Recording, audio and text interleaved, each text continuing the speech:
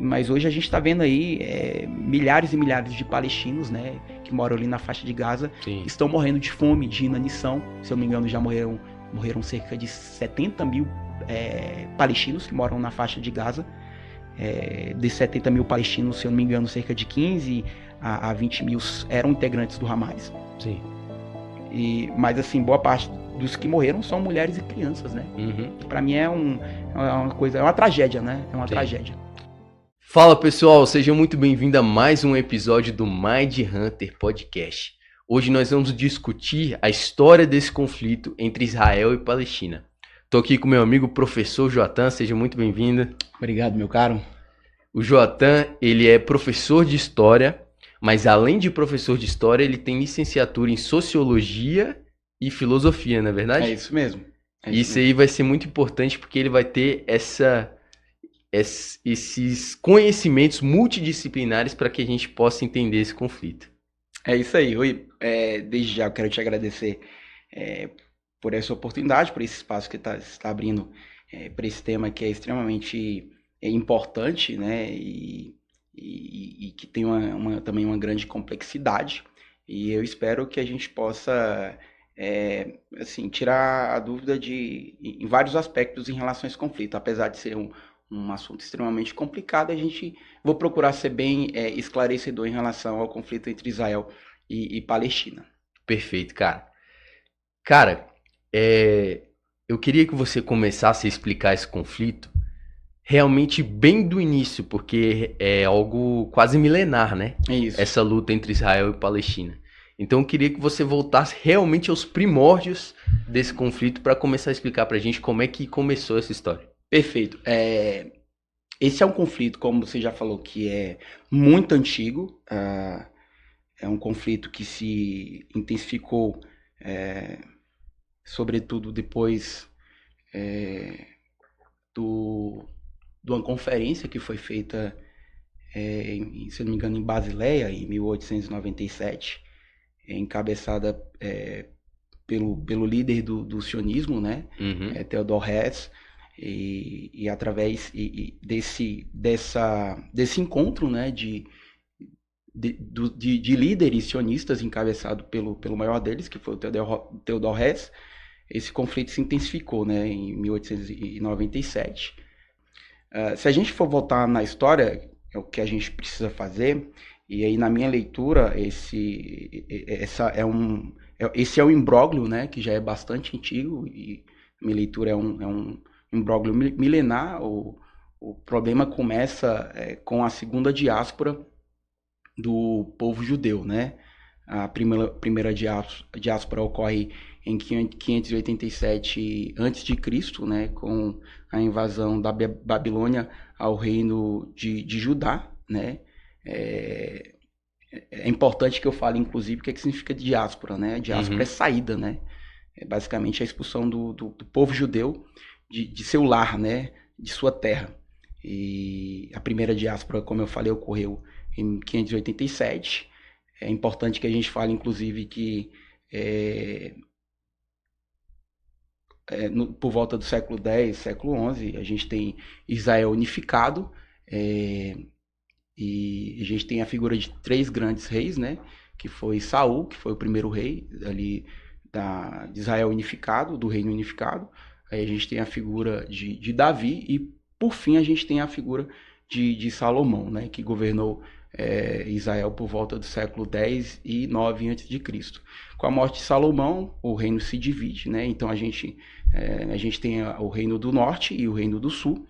E o reino do norte ele cai sob o domínio assírio por volta do século 8 e 7 a.C. E por volta do século VI, né, de forma mais objetiva, mais precisa, por volta do ano 587, a gente tem a invasão da Babilônia a Judá. Então ocorre a primeira diáspora do povo judeu. Aí, 587, a gente tem a primeira diáspora. Por volta do ano 535, o povo judeu começa a retornar para sua terra, né, por volta do ano 535, com a ascensão do Império Medo-Persa, né? A gente tem a figura, inclusive a gente vê essa figura, né, emblemática do rei Ciro, que era rei persa, no livro de Daniel, se eu não me engano, e o Ciro, ele, de certa forma, ele apoiou o retorno dos judeus para o seu lar, né, ali para a região da Judéia. E então o povo volta por volta do ano 535, alguns voltam, né, nem todos voltam, mas boa parte dos judeus voltam para a região ali de Canaã e Judéia. Só que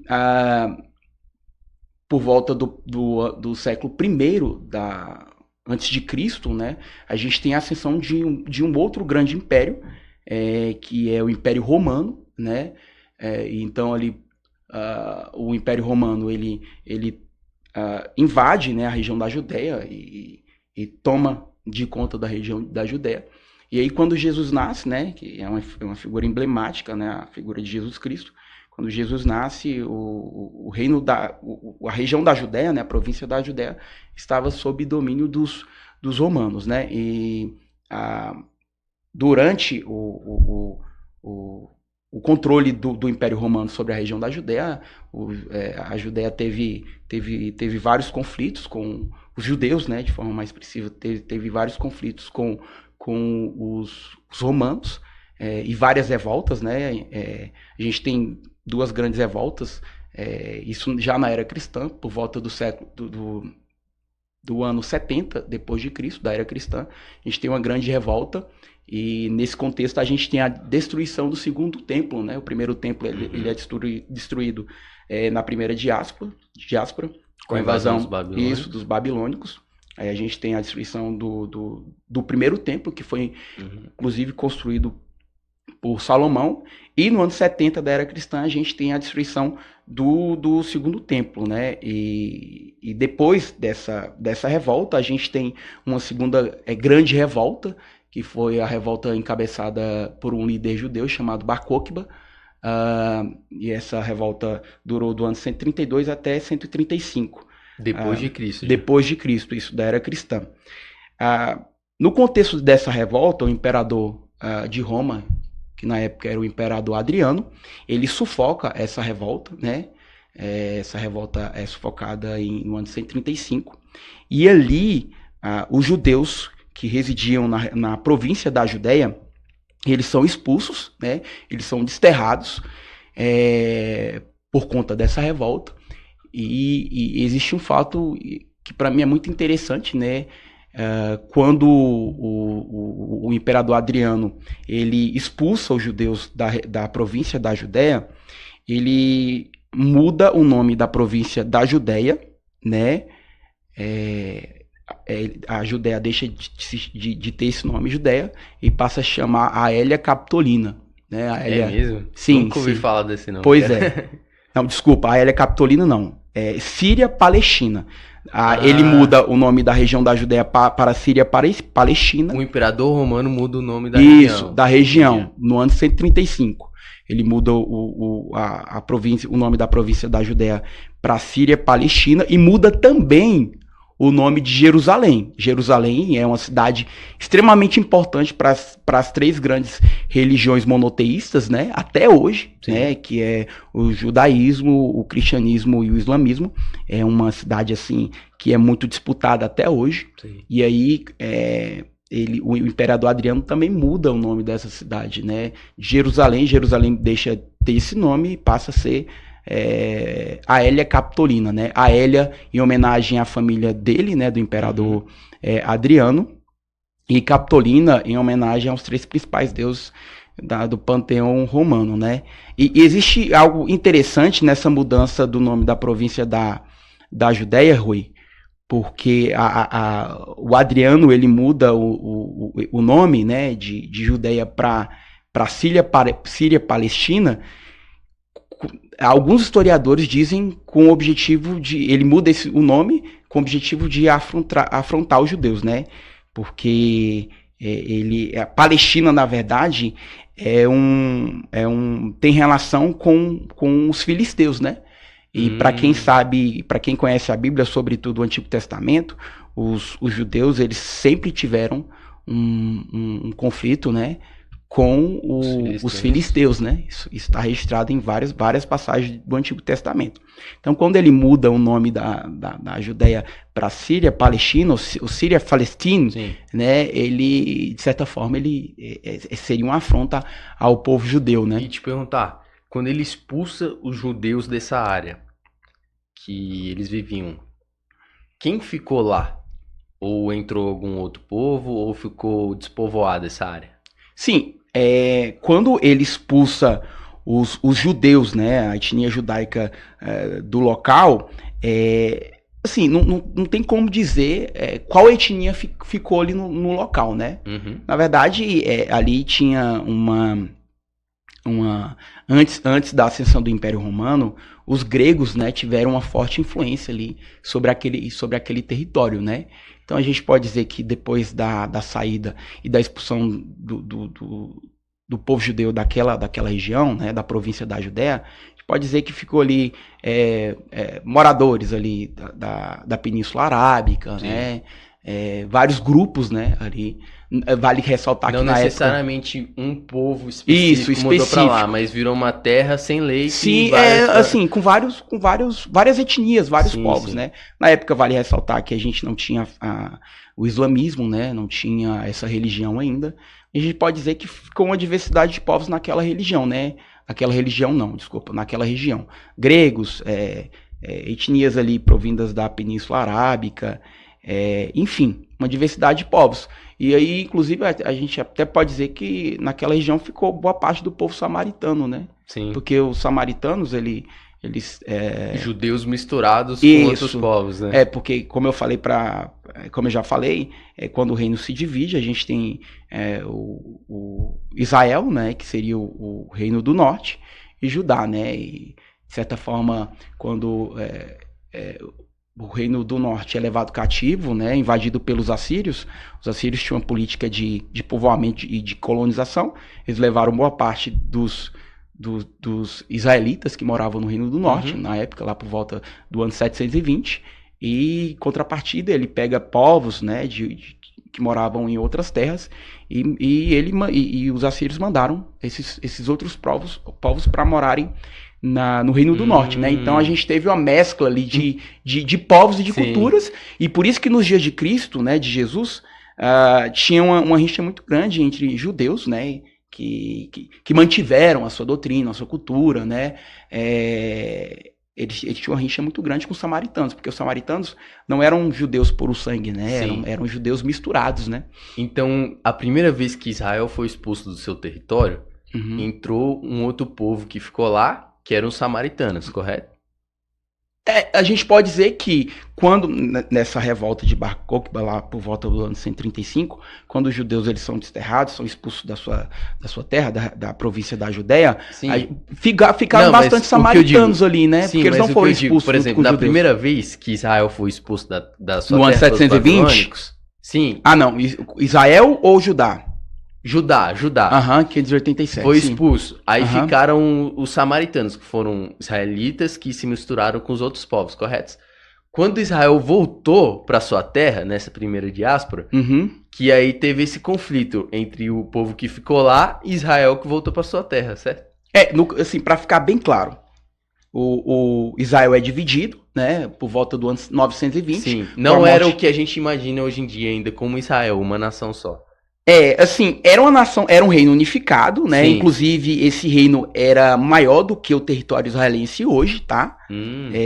O reino unificado, inclusive, uma parte do território que seria do reino unificado, por volta do século X, XI, parte desse território hoje fica na Jordânia, né? Sim. Então, durante o reino unificado, o território de Israel era maior do que era hoje. E aí, com a morte de Salomão, por volta do ano 930, mais ou menos, a gente tem a divisão, né, entre Reino do Norte, né, ao norte. Isso foi antes deles serem expulsos pela primeira vez. Isso. Aí a gente tem o Reino do Norte e o Reino do Sul. Isso é 930. Sim. O Norte, eles não mantiveram, de certa forma, a doutrina, assim, mais ligada às leis mesmo, dos israelitas, né? E já o Sul já manteve, né, uma tradição mais coerente, né, por assim dizer, com as leis israelitas. Aí, a gente, por volta do ano 720, a gente tem um grande império que era a Síria. Ele invade o Reino do Norte, Sim. né? O Reino do Norte. Só o Reino do Norte? Só o Reino do Norte, em 720, 730. Sim. Aí eles invadem o Reino do Norte, eles levam cativos boa parte dos israelitas que moravam no Reino do Norte. Daí que vem Daniel, Sadraque, Mesaque e Abednego? Não, Daniel, Sadraque, Mesaque e Abednego já é ligado à Babilônia, né? Eles eram do Reino do Sul. Entendi. Né? Então, o Reino do Norte, eles são levados cativos. E a Síria, ela tinha outros povos conquistados. Então, elas pegaram, né, os assírios pegaram esses outros povos e levaram para a região do Reino do Norte.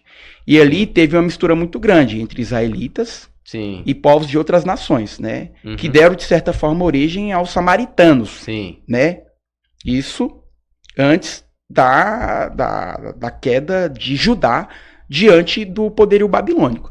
Aí eles voltaram. Isso. Aí no caso, a gente não pode falar que os israelitas do norte, tá, voltaram.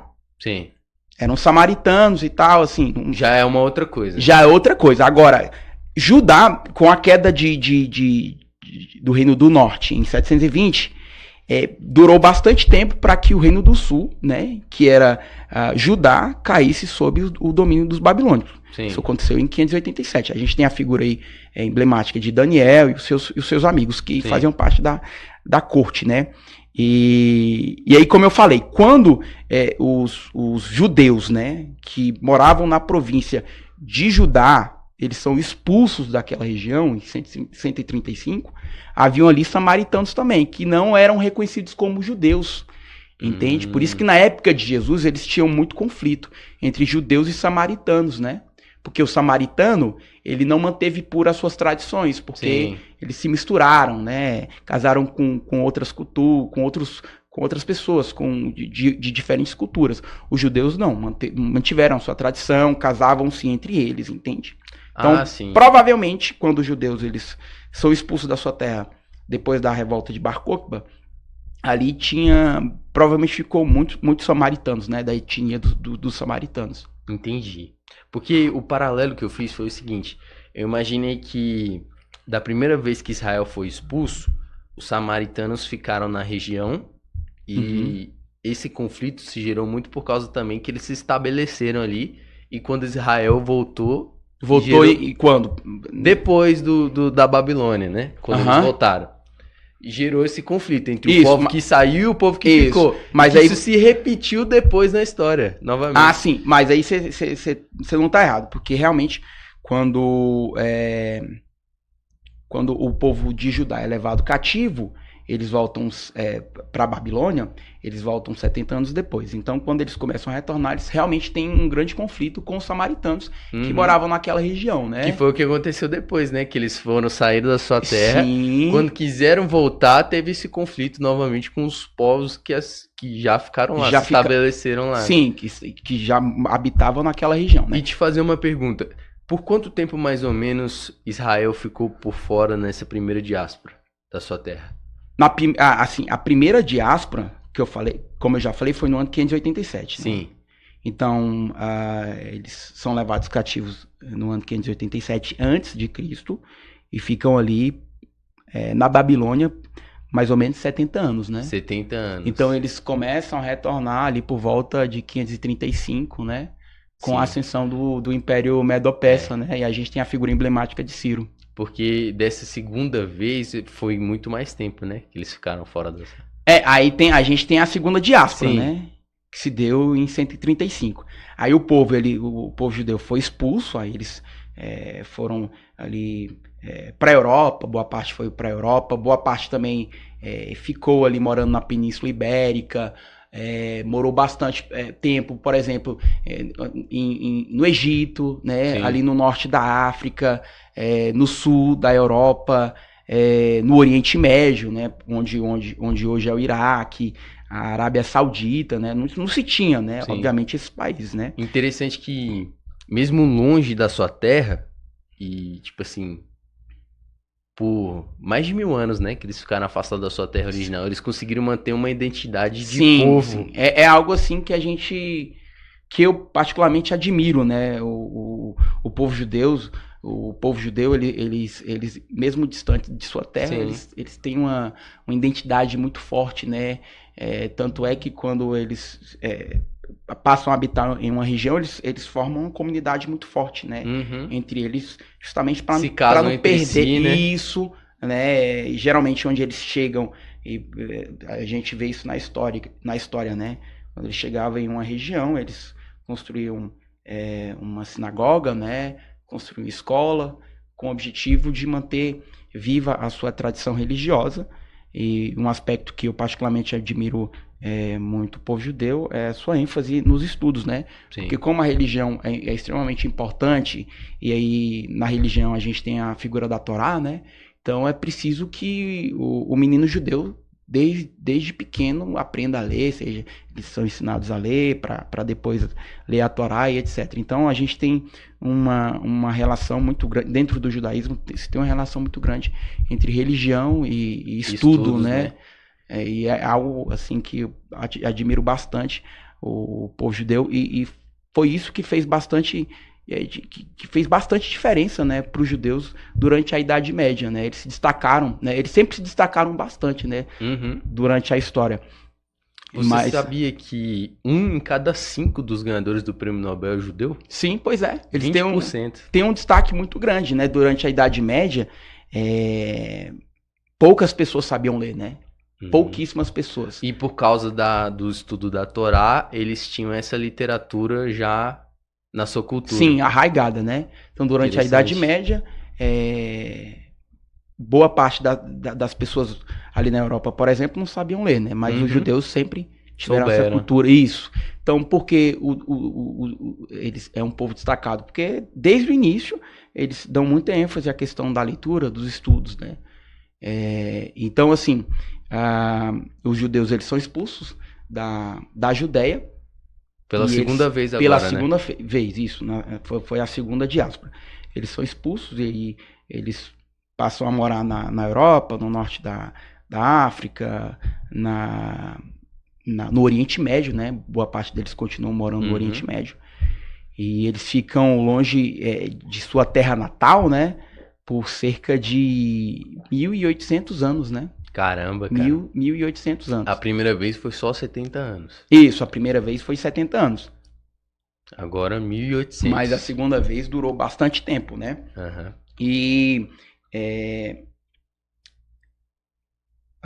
em 1400, por exemplo, no século XV, de forma mais específica, em 1492, existia um grande grupo de judeus que moravam ali na Península Ibérica, né? São conhecidos como os sefaraditas, né? Sefarade é como os judeus chamam, né? É o nome hebraico para a Espanha, né? Então, os judeus se estabeleceram na época da Idade Média.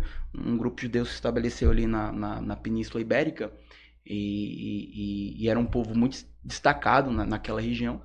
Só que em 1492 eles foram expulsos, né, por 2 reis católicos que obrigaram, né, os judeus a se converterem. Os que não se converteram foram expulsos, né? Boa parte deles foram para Portugal. Em 1497 também eles foram expulsos de Portugal.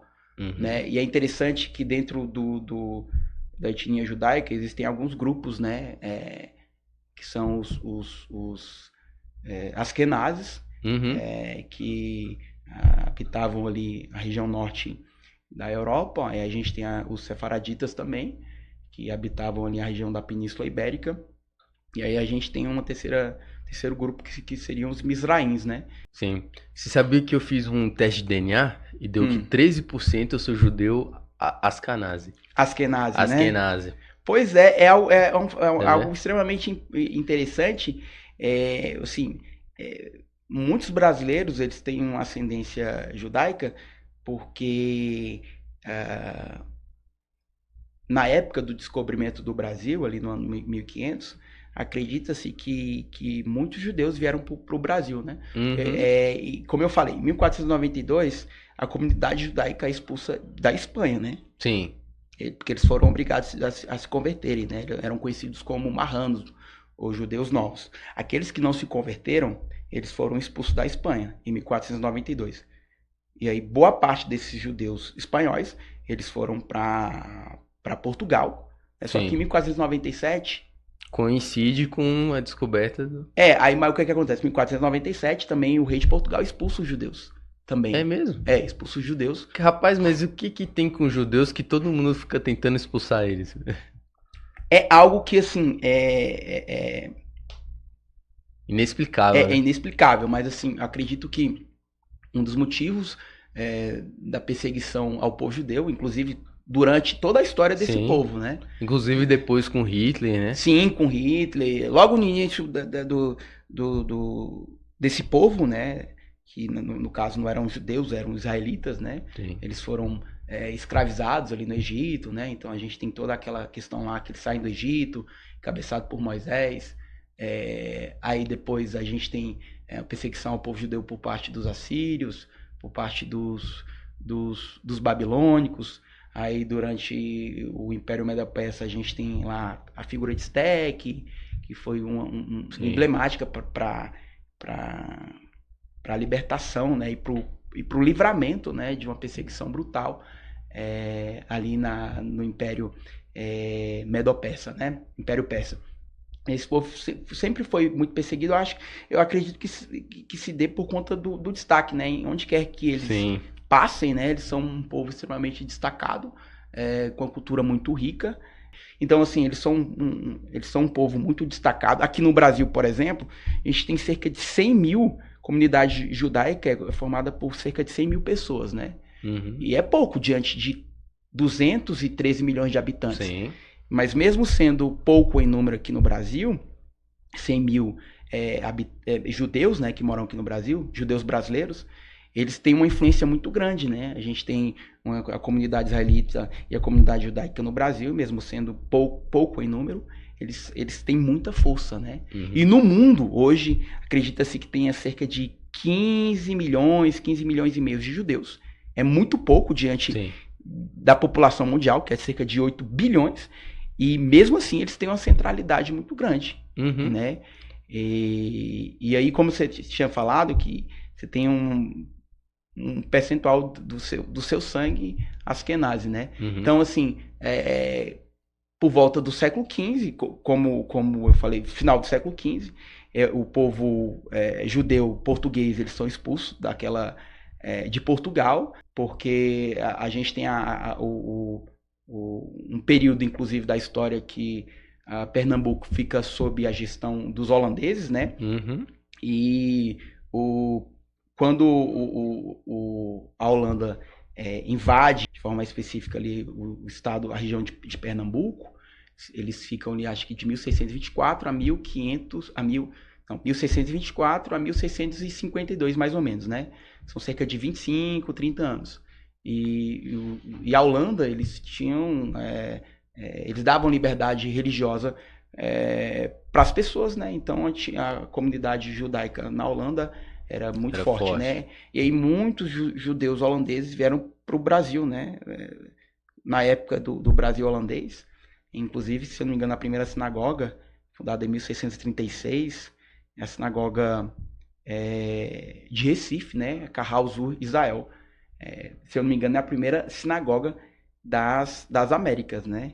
Foi fundada em 1636. Inclusive, eu estava a passeio em Pernambuco, né, mês passado, e eu tive a oportunidade de visitar essa sinagoga, né? Que massa, cara. Eu fui no sábado, né? Eu não me atentei a isso. Você foi no dia que... Sim, no Shabá, né? No dia de descanso do povo judeu. E aí, enfim, eu só fui lá, conheci a fachada, mas não pude conhecer o interior, né? E no interior por conta que era no sábado, né? Mas é isso. Mas te perguntar, cara, você falou que basicamente nesses 1800 anos que Israel passou fora da sua terra, eles se dividiram em 3 grupos étnicos, não é? Isso. Que é o Askenazi. Isso. Quem mais? Os sefaraditas, né? Sefaraditas. O Askenazi é mais europeu, isso, judeus europeus. mais brancão que nem você, né? E os outros, como é que eram esses povos? Como eu falei, aí tem os Askenazes, até Sim. hoje a maioria Dos dos judeus são Askenazes. são desse grupo, né? Até Cerca de porque 75%. até quando eu vejo judeus de hoje em dia que moram em Israel, eles são mais brancãos mesmo, Isso. né? Não?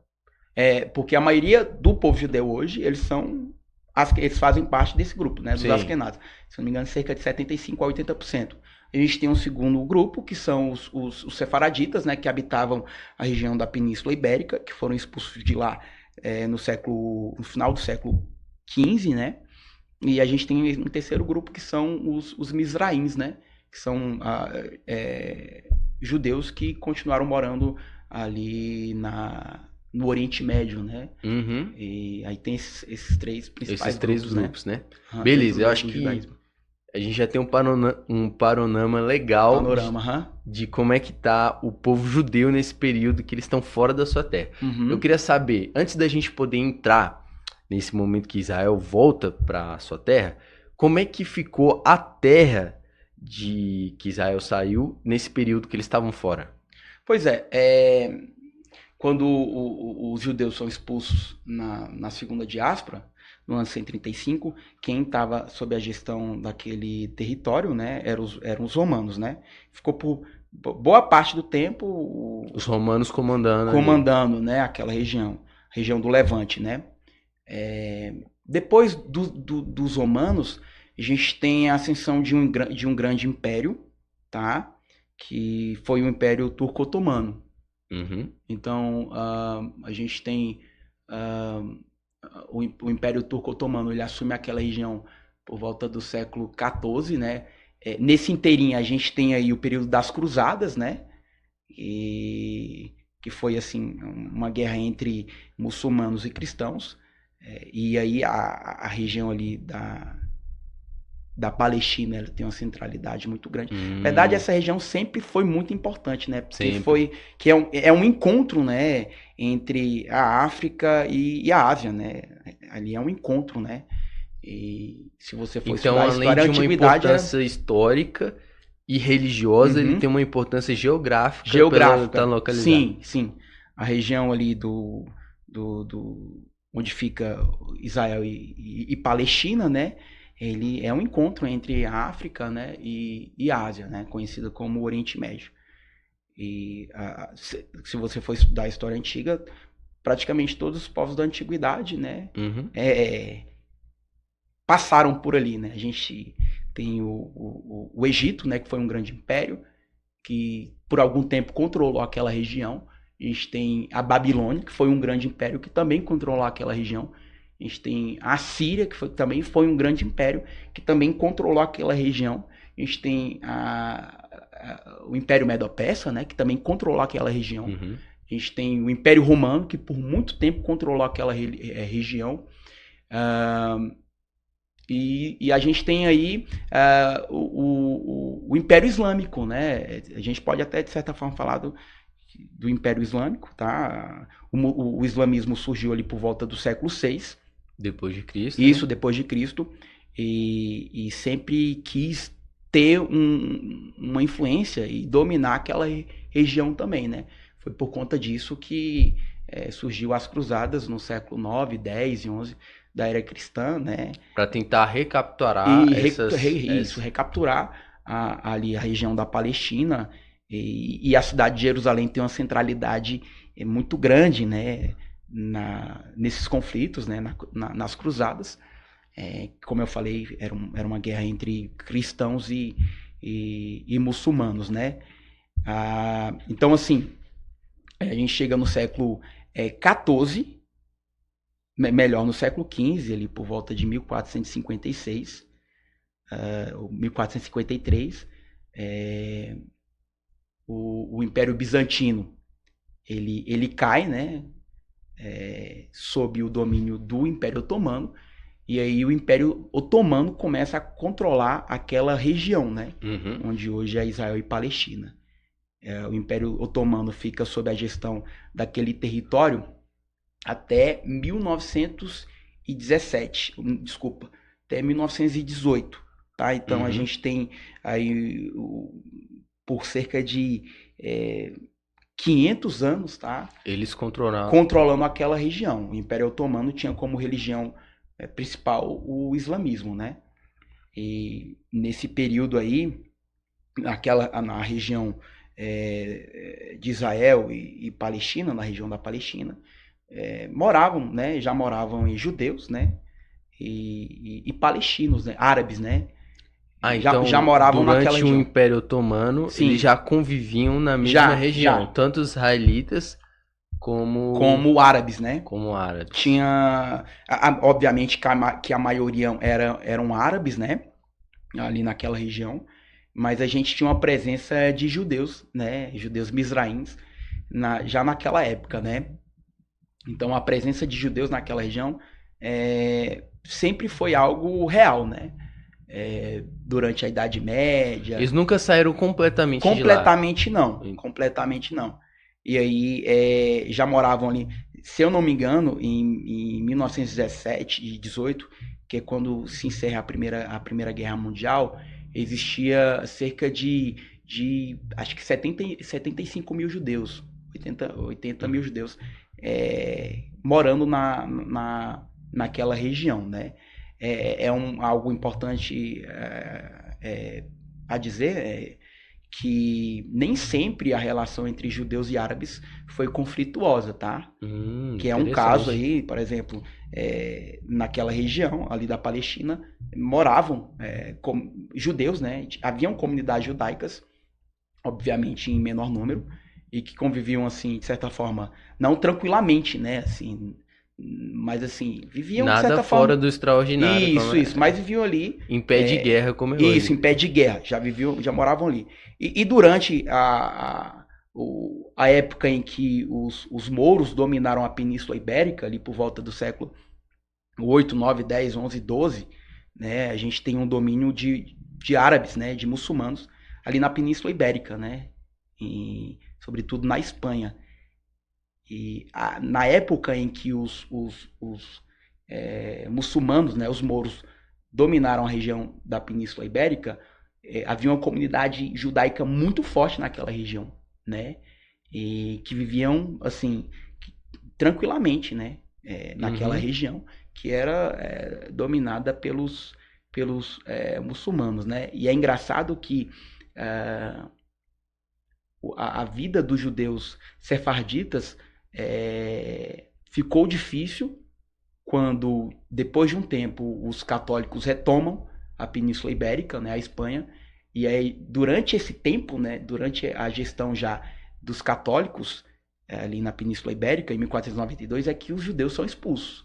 Eles moraram bastante tempo ali na Espanha, né, que eram judeus sefaraditas, muito tempo. Sim. E eles moravam durante boa parte do tempo em que os judeus sefarditas moraram na Espanha, eles estavam sob o domínio, sob a gestão dos mouros, Sim. que eram árabes. E a comunidade judaica cresceu bastante, se fortaleceu bastante durante a gestão dos mouros. E aí a vida deles começa a ficar difícil justamente quando os católicos assumem a liderança novamente da Península Ibérica, etc, etc. E aí os judeus eles começam a ser fortemente perseguidos durante a gestão católica ali, né, no final do século XV, né? E é algo assim, interessante. Mas que a gente já não é na região de Israel hoje, não, né? Não, na Espanha antiga, isso, na Espanha, nós estamos falando. Né? Na Espanha. Eu tô falando isso porque a nossa percepção, Rui, é que árabes e judeus sempre tiveram relação muito conflituosa, né? E não é bem assim. Apesar que realmente eles têm as suas diferenças, etc, etc. Eles, em certos momentos da história, eles tiveram relação, de certa forma, pacífica, né? Judeus e árabes. E boa parte da Idade Média, quem mais perseguiu os judeus foram os católicos, né? Na figura emblemática da Igreja Católica. Interessante. Entende? E é algo que precisa ser elucidado. E aí, voltando ali para a região da Palestina, como eu falei, ali no início do século XX, haviam judeus que já moravam naquela região. Aí a gente tem a Primeira Guerra Mundial, né, que se inicia em 1914, e vai até 1918. E ali, na época, quem estava sob a gestão da Palestina era o Império Turco-Otomano. Né? Sim. E esse nome de Palestina se manteve desde quando o imperador romano Adriano Isso. mudou da lá no ano região. 135 depois Sim. de Cristo. Né? E aí carregou até 1900 e... Até 1948, né? Mas até hoje ainda tem gente que ainda diz que o subsiste, certo é né? Palestina. Isso, o nome ali. Ainda fala que aquela região é Palestina, né? Boa parte. E de fato existe, né? A gente tem a Palestina, Sim. ainda não é um estado, ainda não é um país. E os territórios onde os palestinos moram são dois territórios, né? Que é a faixa de Gaza e a Cisjordânia. Então a gente tem aí o contexto da Primeira Guerra Mundial, o Império Turco-Otomano sai perdedor desse conflito, e quem ganha esse conflito são os ingleses, os franceses, e aí no final da Segunda Guerra Mundial, da Primeira Guerra, em 1918, basicamente os ingleses e os franceses dividem aquele território, né? Palestina. Isso, não da Palestina, mas eles dividem boa parte do território do Oriente Médio, né? Então, por exemplo, a região ali onde fica a Palestina... Tipo que nem aconteceu com a África, que eles falaram. Isso. Tal parte para eles poderem explorar. Isso, entendi. Eles partilharam, né? E naquela época eles diziam que seriam protetorados, né? Então, o Oriente Médio ali, ele é dividido entre os ingleses e franceses, né? No Tratado de Saxe-Picot, e onde hoje é a Palestina, né? Onde fica a Palestina, ficou sob a gestão dos ingleses, né? Aí o Iraque, onde hoje é o território iraquiano, ficou sob a gestão dos ingleses. O Kuwait, a Palestina também ficou sob gestão dos ingleses. Aí agora a região da Síria e Líbano ficou sob a gestão dos franceses, né? E aí, assim, é aí que começa toda a problemática de judeus e palestinos, né? Sim. É aí que começa. Aí começa o conflito atual que a gente tá vendo. Isso, que é o conflito moderno, né? Quando existe essa divisão entre tal parte daqui vai ficar com a Inglaterra e tal parte vai ficar com a França. Isso. Os conflitos surgem daí. Depois da Primeira Guerra Mundial. Depois da Primeira Guerra Mundial, né? Em 1918, o Oriente Médio, boa parte do território do Oriente Médio é dividido, e quem fica sob a gestão da Palestina são os ingleses, né? Sim. Aí em 1917 a gente tem a Declaração Balfour, em que a Inglaterra ela promete aos judeus sionistas, né? Sim. Que tinha intenção de criar um Estado judeu. Né? Porque dentro do mundo judaico existem judeus sionistas, né? Sim. E judeus não sionistas, né?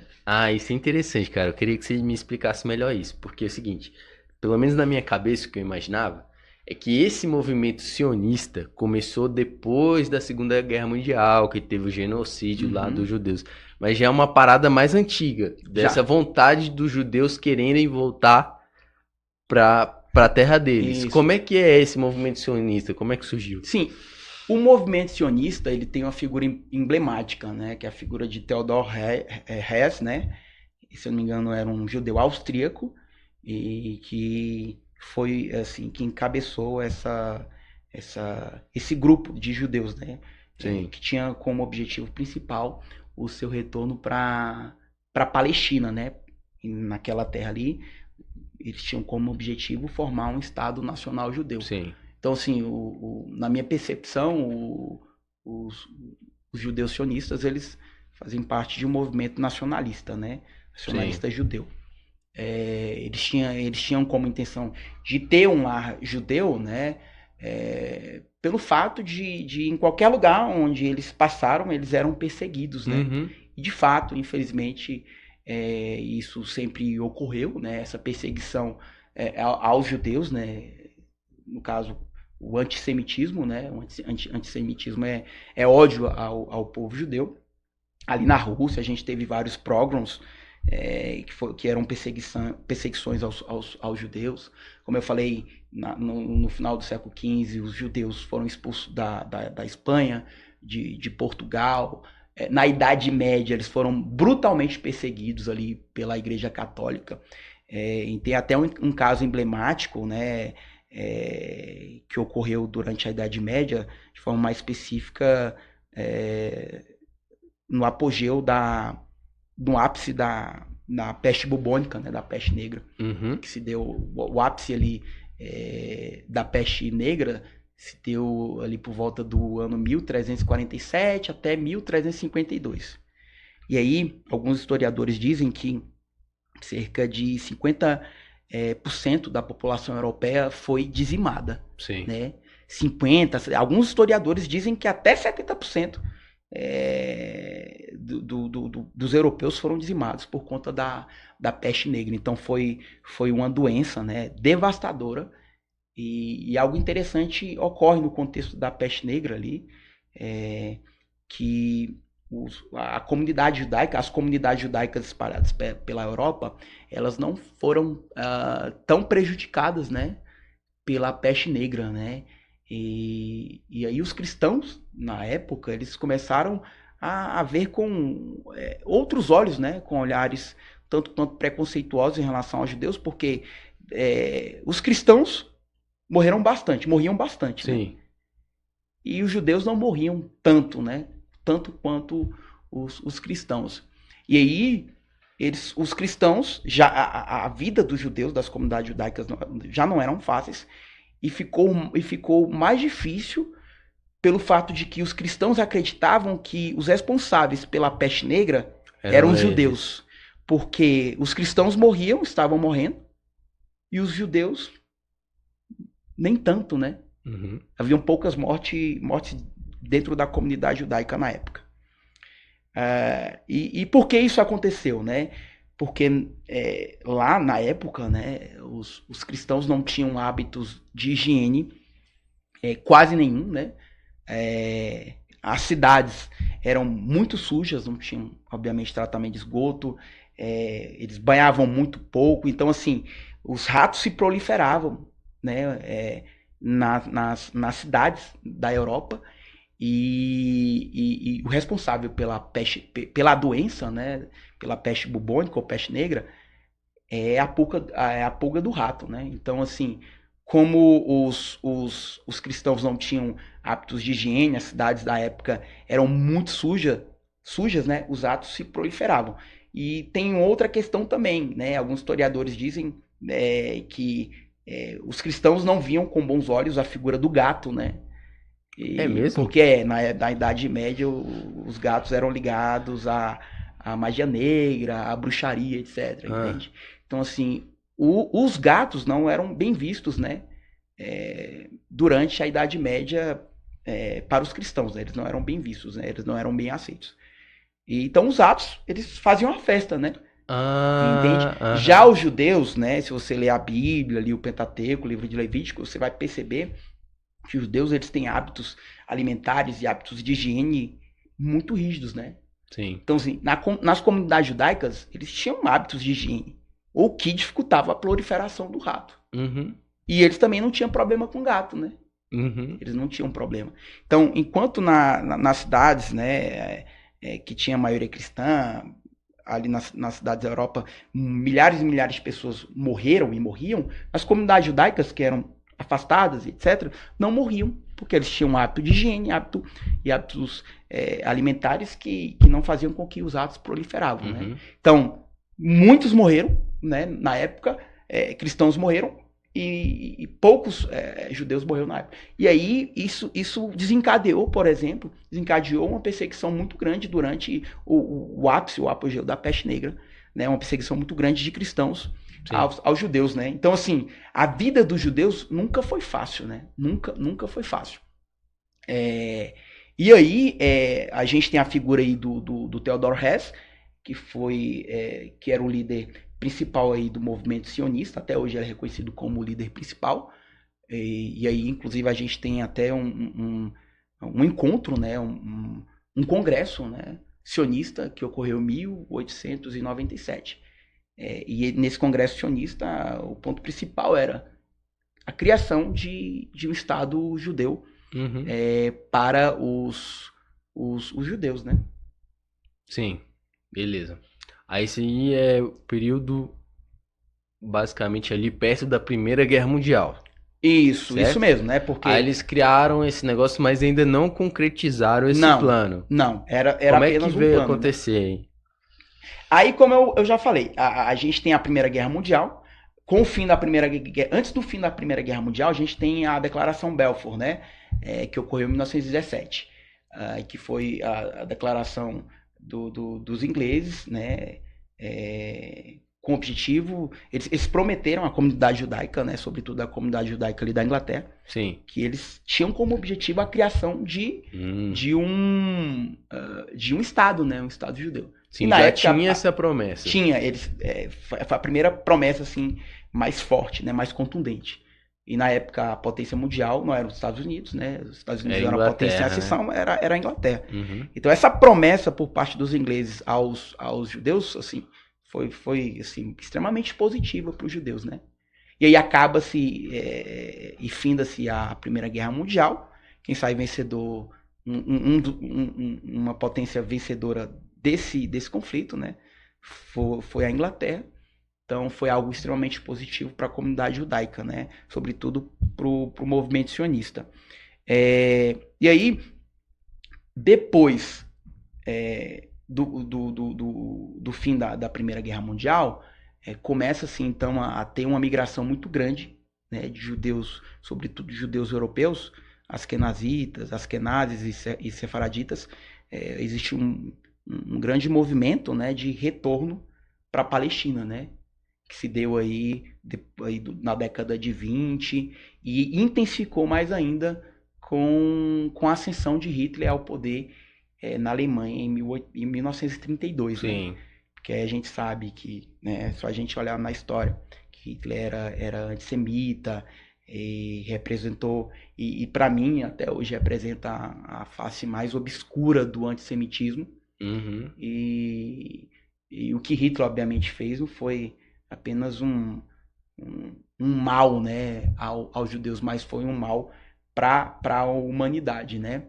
Então a gente tem aí a ascensão de Hitler na Alemanha em 1932, e aí ele começa a perseguir os judeus, né, sobretudo ali na Alemanha. Então assim, alguns judeus alemães eles começam então a ir embora, né, da Alemanha. Sim. Boa parte deles vão para os Estados Unidos, mas outra parte vai para a região da Palestina, né? Então, boa parte, um grande número de judeus, eles começam a retornar para a Palestina na década de 20, né? E o movimento se intensifica com a ascensão do nazismo ali na Alemanha em 1932, né? E por fim, a gente tem aí a Primeira Guerra Mundial, né? Que tem como figura principal Hitler, né? Com seu movimento expansionista. Hitler invade... Hitler foi na Segunda, né, Guerra Mundial? Sim, foi na Segunda Guerra Mundial. Hitler luta na Primeira Guerra Mundial. Sim. Né? E aí vale ressaltar que Hitler não era alemão, né? Austríaco, era austríaco, né? E aí ele luta na Primeira Guerra Mundial. A Alemanha sai devastada, né? Da Primeira Guerra Mundial. E aí Hitler ele sai assim, ele sai com muito ódio no coração, porque para eles, pro Hitler, né, o presidente, no caso na época o chanceler da Alemanha, ele basicamente entregou, né, a guerra, né, o líder da Alemanha na época, durante o final da Primeira Guerra Mundial, na visão de Hitler e de boa parte dos alemães, o líder na época ele entregou, né, a guerra, assim, eles poderiam ter lutado mais, etc, mas não fez isso, eles se renderam, né, baixaram as armas, e aí a Alemanha sai derrotada da Primeira Guerra Mundial, né. E aí a figura de Hitler é importante ali durante a década de 20, e aí ele chega ao poder em 1932, né, e aí ele, quando chega ao poder, e sobretudo em 1932 36, 37, 38, ele começa com seu movimento expansionista, invade a Áustria, invade os Sudetos, que era uma região, né, uma região ali da República Tcheca, né? Na época era a Tchecoslováquia, né? E só que a Segunda Guerra inicia-se quando Hitler invade a Polônia em 1939. E aí quando Hitler invade a Polônia em 1939 é declarado então o início da Primeira Guerra Mundial, né? A Inglaterra e a França declaram guerra à Alemanha, né? E aí, durante a Segunda Guerra Mundial, a gente tem algo assim que é extremamente triste, né, para a história da humanidade, que foi o Holocausto, né? Que foi, no caso, o Shoah, né? Sim. É o nome do Holocausto, né? A palavra para Holocausto dentro da comunidade judaica, né? Sim. O nome hebraico, né? Então a gente tem aí o Holocausto, que se passa, né, durante a Segunda Guerra Mundial, que começa em 1939 e vai até 1945. E a gente tem os campos de concentração, os campos de extermínio, e aí vale salientar que não foi, infelizmente, muitos judeus são assassinados, né, nos campos de concentração, nos campos de extermínio, fuzilados, né? Acredita-se que foram cerca de 6 milhões de judeus que foram brutalmente assassinados. Você falou que tem quantos judeus hoje em dia? Hoje tem cerca de 15,5 milhões, né? E morreram 6 milhões na época, no Holocausto, né? E aí, quando se inicia a Segunda Guerra Mundial, em 1939, né, antes do Holocausto, acredita-se que havia cerca de 17 milhões de judeus, né? Então, até hoje, não se recuperaram 100%. O povo judeu não conseguiram, numericamente falando, não conseguiu se recuperar, né? Porque em 1939 haviam mais judeus do que hoje, né? E aí um caso interessante é que apenas cerca de 48%, 50% dos judeus moram em território israelense, né? Boa parte deles moram fora do território israelense. Cerca de quase 40% dos judeus que moram fora de Israel moram nos Estados Unidos, né? A comunidade judaica nos Estados Unidos é muito forte. Muito forte. E é uma comunidade de muito destaque, inclusive, né? Cerca de 5,5 ou 5,8 milhões de judeus moram em território estadunidense, né? Então, aí a gente tem o Holocausto, que ceifou a vida de 6 milhões de judeus. Mas vale salientar que o Hitler, né, que os nazistas não perseguiram apenas os judeus, né? Perseguiram outras minorias também, como os ciganos. Eles perseguiram também os comunistas, né? O Hitler, ele não se dava bem com os comunistas, inclusive, e tinha muito, muito ódio dos comunistas. Então, muitos comunistas, eles foram assassinados também nos campos de concentração, nos campos de extermínio. Então a gente tem os comunistas, os ciganos, os homossexuais também foram assassinados, foram perseguidos. Se eu não me engano, também Testemunha de Jeová também foi uma minoria que foi perseguida durante a Segunda Guerra Mundial, ali pelos nazistas. E a gente também tem as pessoas que tinham algum tipo de deficiência física ou intelectual, foram também perseguidos, né? Porque o Hitler, ele acreditava que existia uma raça superior a todas as outras raças, né? Que era a raça ariana. E aí, essa raça ariana, ela deveria prevalecer em detrimento a outras raças, né? Então, tudo aquilo que poderia prejudicar a raça ariana, né? Deveria ser extirpado, né? Deveria ser aniquilado, né? Por isso que ele começa a perseguir e a dizimar os judeus, porque pro Hitler, os judeus eram um povo assim que prejudicava o bom andamento da raça ariana, né? Isso, da nação ariana. Então foram os judeus perseguidos, os comunistas, os homossexuais, os deficientes físicos, intelectuais, os ciganos, e dentre outras minorias que foram brutalmente perseguidas. No final da Segunda Guerra Mundial, que se deu em 45, foi criada a Organização das Nações Unidas, né? Uhum. E a ONU percebeu que era necessário que se criasse um Estado para os judeus, né? Sim. E aí o Estado judeu foi criado em 1948. E aí, assim, aí o problema aumentou bastante, né? Então, o problema entre judeus e palestinos sim. começou bastante depois da criação Uhum. de Israel em 1948. Então, por conta desse genocídio que aconteceu com o povo judeu por causa de Hitler, Aham. houve então uma comoção maior Isso. mundial pelo movimento sionista de se Isso. criar um Estado judeu. Isso, realmente houve uma comoção na comunidade internacional em que eles chegaram à conclusão que realmente precisava criar um Estado judeu. E aí, durante uma Assembleia Geral da ONU, em 1947, inclusive, se eu não me engano, presidida por um brasileiro, né? Oswaldo mesmo? Aranha. Isso. Ah, Então, o Oswaldo Aranha é uma figura emblemática hoje para Israel, para os judeus. Assim, ele é um brasileiro muito, muito considerado pelos judeus por conta de que ele foi fundamental para a criação de Israel, né, em 1947, na Assembleia. Só que o dia da criação de Israel mesmo, da declaração de independência de Israel, foi em 1948, né?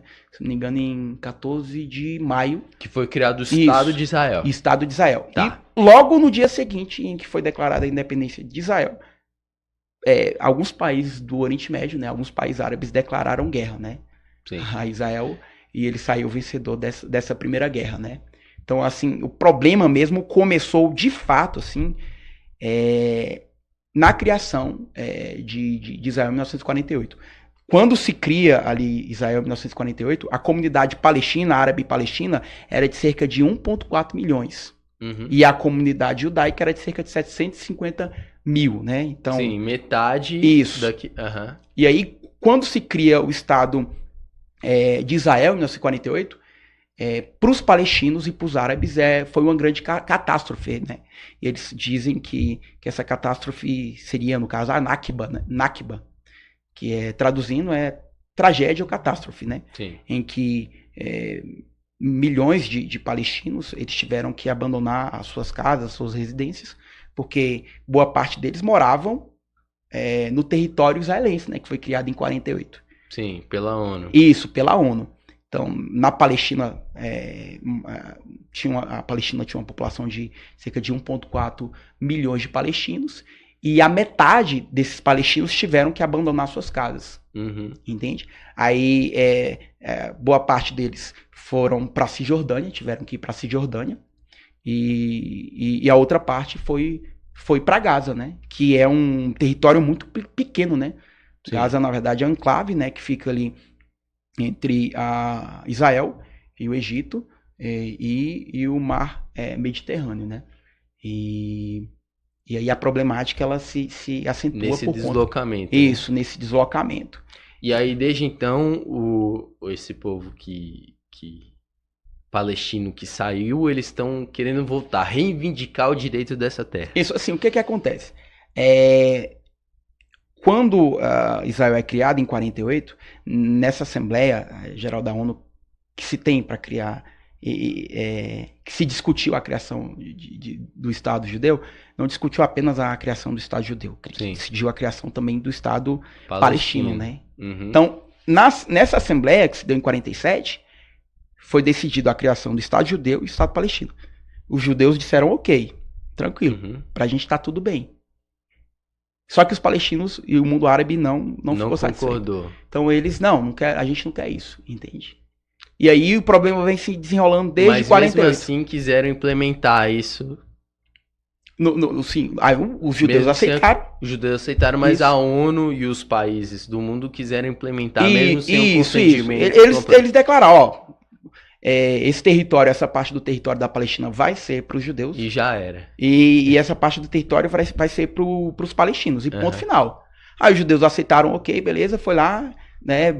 Milhares de judeus que moravam em outros países voltaram, foram para Israel, né?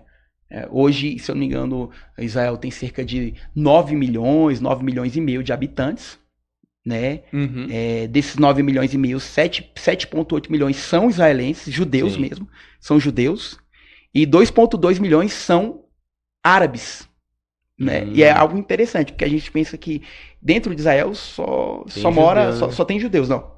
Eles são árabes, se declaram palestinos, mas São cidadãos israelenses. israelitas. O documento deles são israelenses. Inclusive, interessante. no parlamento israelense, tem árabes. Uhum. Deputados, tem líderes árabes Eu dentro vi até do uma parlamento. questão que eles estão crescendo muito populacionalmente porque eles têm muitos filhos, né?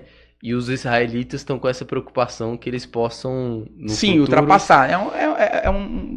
É uma preocupação, né? Mas a maioria da população no território israelense é judeus, Sim. né? Mas beleza.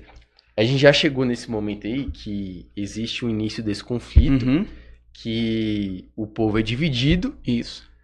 e existe essa vontade dos palestinos de realmente voltar para essa terra, porque eles não concordaram com o acordo. Com a partilha. Sim. Isso. Quando é que essa luta vira armada? Bem, essa luta, ela se torna armada antes mesmo da criação É mesmo? sim, do Estado Judeu em 48. Antes da criação do Estado Judeu, como eu falei, já existia uma comunidade judaica antes da criação de Israel, né? Já havia uma comunidade judaica. E existiam, se eu não me engano, 3 grupos paramilitares judeus, Sim. que eram o Irgun, o Haganá e o Lehi.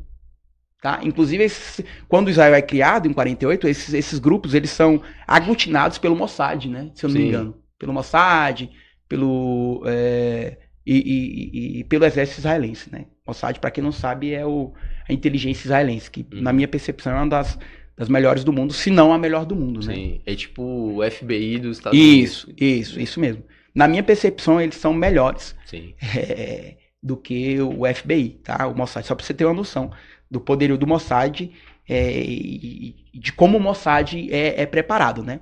Então, antes mesmo da criação do Estado Judeu, já existia luta armada, né?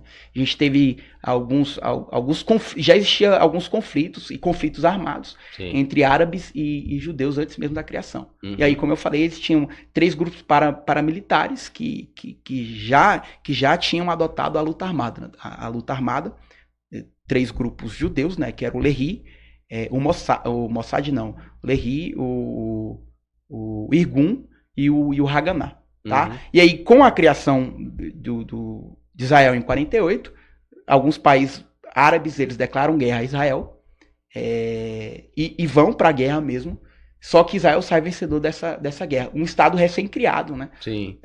Só que, obviamente, foi fundamental a ajuda dos Estados Unidos, né? Que é um parceiro, assim, por isso fundamental para Israel. Ajuda Israel, porque sempre. A maioria dos judeus que não estão em Israel estão nos Estados Unidos. Alguns dizem que sim. Eu não posso dizer com certeza, mas, assim, pode ser que sim, né? Porque boa parte da população judaica no mundo mora nos Estados Unidos, né? Então, assim, com a criação, a gente tem uma primeira guerra. Israel sai vencedor dessa primeira guerra, que é uma guerra de libertação, né? De independência, 48. E aí, uma coisa que eu já ouvi falar é que eles aproveitam essa vitória e dão uma expandida ali no... Perfeito. Em toda a guerra que Israel... em todas as guerras que Israel teve com o mundo árabe, ele expande seus territórios, né? Uhum. Guerra de independência, 48. A gente tem uma segunda guerra aí, que é a Guerra dos 6 Dias, que ocorre em 1967. Sim.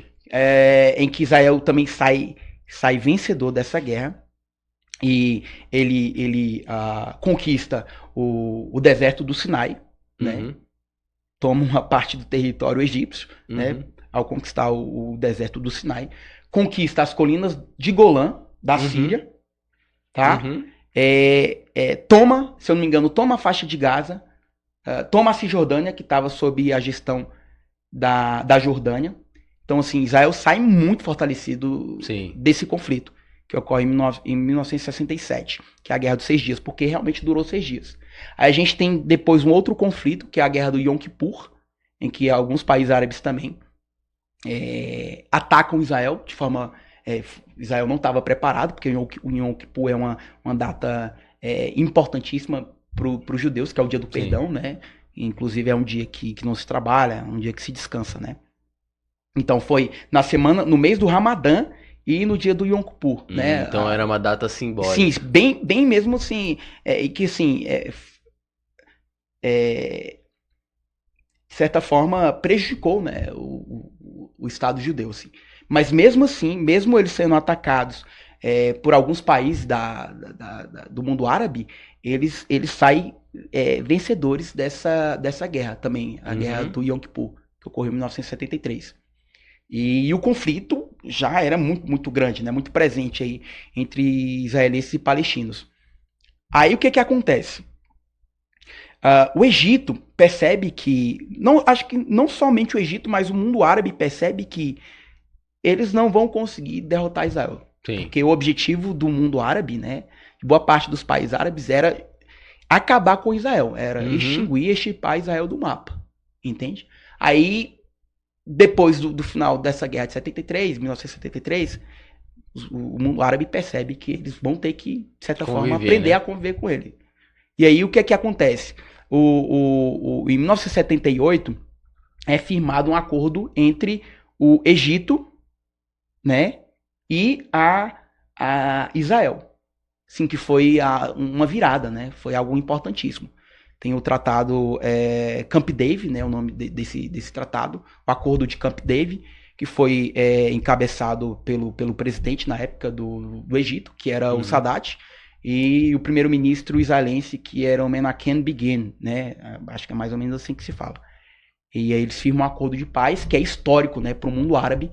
Só que boa parte do mundo árabe não acha legal o que Sadat faz, né? O que o Egito faz. Inclusive, muitos egípcios não concordam com essa atitude de Sadat, de fazer paz, né, com o maior inimigo dos árabes, né? Sim, sim. Que no caso eram os judeus, né? Então tem esse acordo de paz em 1978. Israel reconhece, no caso devolve o Sinai, que tinha sido conquistado na Guerra de 67, e em troca o Egito ele reconhece Israel como um Estado de fato, entende? E aí a gente chega em 1981, Sadat ainda era presidente do Egito, e ele é assassinado por egípcios que não concordaram com esse acordo. Então, Sadat é assassinado por fazer um acordo com Israel, né? Durante esse período, a gente tem aí a criação da OLP, que é a Organização para a Libertação da Palestina, que tem como figura primordial aí a figura de Yasser Arafat. Se não me engano, a OLP é criada em 1964. Sim, a OLP é diferente do Hamas. É diferente do Hamas. Sim. Na verdade, é como se fosse a autoridade palestina, o governo palestino. Sim. Né? Aí eu vou falar também sobre essa questão de grupos, né, dentro da Palestina. Aí a gente tem a criação da OLP e do Fatah também. Fatah é um partido muito importante dentro da autoridade palestina. O Fatah que tinha como líder principal, inclusive, o Yasser Arafat, né? Hoje o Fatah tem como figura principal se eu não me engano, Mahmoud Abbas, né? Que hoje é o presidente da autoridade palestina. Então o Fatah é criado, se eu não me engano, em 64 também. E em 87, né, é criado outro grupo, como se fosse partido político, né?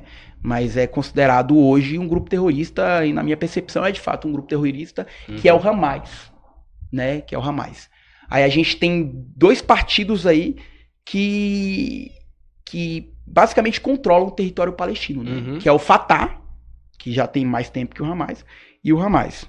Né? O Fatah hoje controla a Cisjordânia e o Hamas hoje controla a Palestina. Então, quando Israel virou uma nação e muitos israelitas vieram para se juntar ali naquela terra, o povo se separou em duas áreas, um pouco na Cisjordânia, um pouco em Gaza. Isso.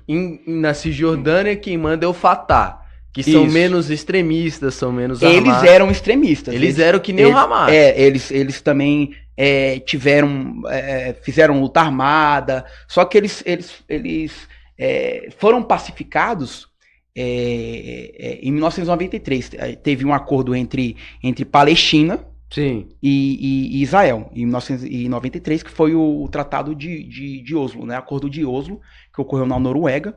E aí a gente tem a figura aí de Yasser Arafat e de Itzhak Rabin, que era o primeiro-ministro israelense, né? Uhum. E aí o Fatah hoje vive tranquilamente com Israel, sim. né? O Fatah. Mas eles também eram um grupo terrorista também, né? Eles pegaram em armas, etc, etc. Mas hoje a relação deles é muito tranquila. E aí, como eu falei, tem a figura do Hamas, que foi criado, o grupo foi criado em 87. Então hoje tem 2 partidos aí que controlam a Palestina. Hamas Sim. e Fatah. Sim. Né? Alguns, inclusive, dizem, isso é interessante, alguns, inclusive, dizem que Israel ele poderia ter combatido o Hamas logo no seu início, né? Sim. Alguns dizem, né? Alguns dizem. Mas, assim, ele não fez pelo fato de que o objetivo de Israel, de certa forma, era em deixar, de certa forma, o Hamas se fortalecer, era fazer um contraponto ao Fatah.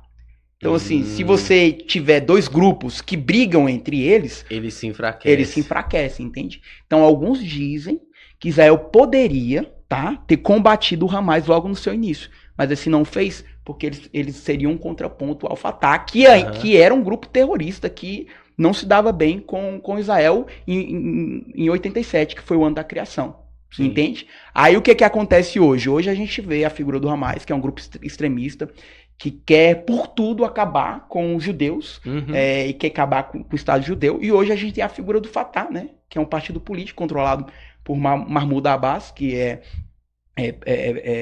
acho que é presidente da Palestina, e hoje vive tranquilo. Hoje o problema de Israel é o Hamas, né? Sim. Não é nem tanto o povo palestino. Sim. Porque uma coisa é o povo palestino, outra coisa é o Hamas, né? E aí o Hamas, ele ascende ao poder em 2006, acho que foi a única eleição que se teve ali na Palestina, e aí o Hamas sai vitorioso dessas eleições, e aí ele passa a controlar a faixa de Gaza. Assim que o Hamas ganha as eleições em 2006, ele acaba com autoridades e com integrantes do Fatah na então faixa de Gaza. Então teve uma eleição para ver qual partido que ia controlar a faixa de Gaza. Não foi faixa de Gaza. Teve uma eleição dos palestinos, né? Sim. Qual partido que vai coordenar ali a região de Gaza? Não, no caso, é porque assim, a Palestina, eles têm 2 territórios, né? Sim, Cisjordânia. Tem a faixa de Gaza e a Cisjordânia, entende? Quando o Hamas ele sai vencedor dessa disputa, né, dessas eleições em 2006, ele passa a controlar a faixa de Gaza. Sim. A Cisjordânia, ela ainda continua sob a gestão do Fatah, que vive assim, basicamente tranquilamente com os judeus, né? E assim que o Hamas ganhou, acabou a eleição aqui. Acabou e outra coisa, passou a perseguir os dissidentes, né? Aqueles que não concordavam com a causa. Então, né? Hoje, essa guerra que está tendo entre Israel e Hamas, talvez uma boa porcentagem da população nem queira esse conflito, essa guerra. Com certeza. Porque o povo palestino, eles são bastante... Eles estão sofrendo muito com essa guerra, né? A Palestina é um território muito... Desculpa, a Palestina não. Mas Gaza é um território muito pequeno. Acho que tem cerca de 350 quilômetros quadrados. Né? Só para fazer uma comparação, Brasília, né, o Distrito Federal, é pequeno, né? Um quadradinho muito pequeno. Sim. Né? Mas Brasília tem 5.800 quilômetros quadrados. Né? E com a população, acho que de 3 milhões de pessoas. A faixa de Gaza tem 350, cerca de 360 quilômetros quadrados. É muito pequeno. É uma faixa de terra muito, muito pequena. E tem milhões de pessoas. E tem cerca de 2,2 milhões de pessoas. Então, assim, é um dos territórios mais densamente povoados do mundo. Né? E o que é que vem acontecendo, né, depois dos ataques que ocorreram em 7 de outubro de 2023, né? O Hamas invade território israelense e ali, infelizmente, assassina e mata de forma brutal cerca de 1.250 pessoas, né? 1.250 israelenses. O Israel, em contrapartida, né? Ele, em resposta ao ataque do Hamas, ele começa a atacar a faixa de Gaza, invade a faixa de Gaza, lembrando que a faixa de Gaza é controlada pelo por Israel, assim, Sim. Israel que controla o que entra, o que sai. Sim. Inclusive, acho que a água que da faixa de Gaza é controlada por Israel. A energia, inclusive, da faixa de Gaza é controlada por Israel. E hoje, infelizmente, a gente está vendo assim uma triste uma coisa muito triste que vem acontecendo e nesses últimos dias, né? Que é a morte aí de muitos palestinos, né? Sim. A gente tem aí a morte de 1.250 judeus israelenses, que também é algo extremamente triste. Mas hoje a gente está vendo aí milhares e milhares de palestinos, né, que moram ali na faixa de Gaza, que estão morrendo de fome, de inanição, por conta do bloqueio imposto, né, por Israel. Acho que, se eu não me engano, já morreram cerca de 70 mil palestinos que moram na faixa de Gaza. Desses 70 mil palestinos, se eu não me engano, cerca de 15 a 20 mil eram integrantes do Hamas. Sim. Mas, assim, boa parte dos que morreram são mulheres e crianças, né? Infelizmente, assim, independente de se você apoia ou não o Estado de Israel, milhares de pessoas estão morrendo ali na faixa de Gaza, né? Uma coisa é você apoiar o Estado de Israel, outra coisa é você apoiar a morte de milhares de pessoas ali, né? Sobretudo mulheres e crianças. Infelizmente, para mim é uma coisa, é uma tragédia, né? É uma tragédia. E é uma guerra tão mortal porque exatamente o que você falou, que é feita num lugar confinado onde tem uma população muito densa. Muito densa, é isso. Entendi.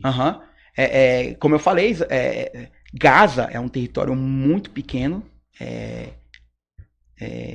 Se você para ir de uma ponta a outra é 41 quilômetros. Só para você ter uma ideia. É como se fosse daqui a Brasília, eu acho, né? Ali, como se fosse daqui, a gente está em Ceilândia, como se fosse daqui a Brasília, né? E você consegue ir de uma extremidade a outra da faixa de Gaza em 41 quilômetros, né? Tem 41 quilômetros de largura, no caso, né? Tem 6 quilômetros. 6 quilômetros de largura? Na parte norte da faixa de Gaza, são 6 quilômetros de largura. Já na parte sul, se eu não me engano, são 12 quilômetros. Então, na parte norte, 6 quilômetros. Onde faz fronteira com Israel é 6 quilômetros. Onde faz fronteira com o Egito é 12. Isso mesmo. Entendi. Ao sul, que é onde faz fronteira com o Egito, são 12 quilômetros. Ao norte, são 6 quilômetros por 41 quilômetros, assim, de norte a sul, né? Então, é uma faixa muito pequena, densamente povoada. E aí o povo ali vive confinado, né? De um lado tem um exército israelense e de outro tem os integrantes do Hamas, né? Sim. Então, assim, o povo palestino infelizmente está entre a cruz e a espada, né? Porque, assim, o Hamas é um grupo terrorista e que, se precisar, ele mata sem pensar duas vezes. Sim. E se você não concordar, os palestinos que não concordam com a causa do Hamas, eles são brutalmente assassinados também. Sim. Então, assim, tá uma situação muito difícil para o povo palestino. Eu ouvi falar que uma grande culpa dessa crise humanitária é porque, se Israel permite que mantimentos cheguem na região, muitos vão ser raptados pelo Hamas para ser usado em prol da guerra. É o que muitas vezes acontece, né? Os mantimentos que entram dentro da faixa de Gaza, eles são roubados, né? Pelo Hamas, pelo grupo terrorista. Eles têm armas, né? E, enfim, eles fazem o que querem ali dentro da faixa de Gaza. Então, assim, no final das contas, quem sai perdendo dessa guerra os palestinos que não são envolvidos com o Hamas, né? E aí, como eu falei, dentro da Palestina a gente tem a figura do Hamas, já na Cisjordânia a gente tem a figura do Fatah, que hoje, graças a Deus, tem uma relação bem tranquila com os judeus, né? E falando sobre esses grupos terroristas e paramilitares, Israel não tem problema só com o Hamas, né? Sim. Tem problema só com o Hamas. Hoje Israel já vive tranquilo com o Fatah, mas além do Hamas, ele ainda tem Israel tem como problema o Hezbollah, né? Que é outro grupo terrorista, né? Isso, que vive ali no sul do Líbano. Porque quando aconteceu essa divisão, os países árabes em volta compraram essa briga da Palestina, correto? Sim. Porque Então, por isso que o Irã abastece e tal, tanto... aí já tem uma outra problemática, né? Porque Aham. a gente tem dois grandes players no Oriente Médio, que é o Irã Sim. e a Arábia Saudita, né? Uhum. Então, assim, a Arábia Saudita, assim, hoje não tem tanto problema mais com o Estado de Israel. Inclusive, ela estava para firmar um acordo com Israel, né? No caso, na esteira do tratado dos acordos de Abraão, né? Encabeçado aí pelos Estados Unidos, né? O acordo de Abraão aí, os israelenses firmaram acordos com alguns países árabes que reconheceram Israel como Estado-nação, como é o caso do Marrocos, reconheceu Israel como uma nação soberana, na esteira dos acordos de Abraão. Se eu não me engano, o Catar também reconheceu, os Emirados Árabes Unidos também reconheceram o Israel como uma nação independente, soberana, etc, etc. E aí já estava encaminhado, né, para a Arábia Saudita, que é o maior player ali do Oriente Médio, já estava ali encaminhado o reconhecimento por parte dos sauditas a nação israelense, né? Só que infelizmente teve os atentados de 7 de outubro de 23. Muito por causa disso, que eles viram que se não fosse agora, não ia... Isso. Eu acredito que o Hamas fez esses atentados aí em território israelense ali em 7 de outubro justamente para parar, né, esse tratado. Porque se a Arábia Saudita reconhecer Israel como um Estado-nação, independente, soberano, etc., seria um golpe brutal, né, aos radicais islâmicos que querem por tudo acabar com o Estado de Israel e com o povo judeu, né? Então, assim, estava quase para firmar um acordo, né, na esteira dos acordos de Abraão, só que infelizmente o atentado que ocorreu em outubro de 2023 parou, né, esse tratado. E aí, até hoje a Arábia Saudita, assim, basicamente não reconhece, acredito eu, o Israel como Estado-nação soberana, etc. Como fez o Egito em 87, como fez o Marrocos, se não me engano, em 2020. Entende? Aí a gente tem a figura do Irã, que, assim, é inimiga mortal, né, de Israel e do povo judeu. E não era assim, até 1979, a relação entre Irã e Israel era basicamente tranquila, mas com a ascensão do... Ayatollah? Isso, perfeito, obrigado. Agora eu te ajudei, hein? Isso, perfeito. Com a ascensão do Ayatollah Khomeini, se eu não me engano, o Irã passou se tornou uma república islâmica, né? E aí tem um ódio muito grande, né, aos judeus, porque etc. eles se tornaram mais radicais, extremistas religiosos. Isso. Porque até 79, se eu não me engano, o Irã era uma nação laica, né? E com a ascensão do Ayatollah Khomeini, que foi a revolução iraniana, né? Foi a revolução islâmica. Hoje o Irã é um estado islâmico, né? É uma teocracia, né? Teocracia islâmica.